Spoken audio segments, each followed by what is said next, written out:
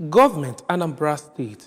gbapere atụmatụ ọzụzụ izuụka asatọ akpọrọ robotics training wee nye ndị ntorobịa ụbụrụ na ahụ nkọ n'usoro nzikọrịta ozi nke nka na ụzụ.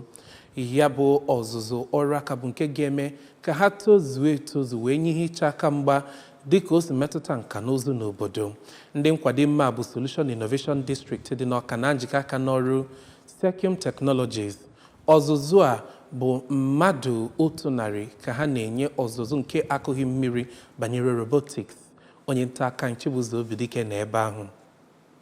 Gọvanọ na-ekwu okwu na ọgbakọ ahụ, kọmishọna na-afụ maka mgbasa ozi na steeti a, Dọkịnta Law Mefọ, nakwazi ogbo ya nke indọstrị nakwa kọmas bụ Maazị Christian Udechukwu kwuru na ọzụzụ ahụ bụ nke ga-amụta ezigbo mkpụrụ na nsonye amụma gọọmenti steeti a ji iweta obibi ndụ bụ ịgba na mbụrị ka onye ndụmọdụ pụrụ iche nyegara Gọvanọ Chukwuma Soludo n'ebe ọ gbasatara innovation nakwa business incubation bụ Nwaada Chinwe Okoli kwuru na ọzụzụ ahụ so na otu ụzọ a ga-eji mepụta steeti Anambra ka ọ pụta n'ogogo mba ụwa. Maazị Sylvester Ụzọama, onye nọchitere anya Sekium Technologies, kọwakwara na ndị ahụ bụ ndị nwere amamihe ọgbara ọfụrụ a bụ ndị a na-achọ achọ na mba ụwa inye ha ọlụ n'ebe o metụtara ihe eji igwe omento omimo eme, ma kwezie na ụlọ ọlụ ya bụ nke ga na-agbasi mbọ ike ịfụ na ha na gọọmenti steeti a bụ nke jikọtara aka ọnụ iweta ọzụzụ a ka ọ bụ nke pụrụ iche nyegara ụmụ ntorobịa Anambra.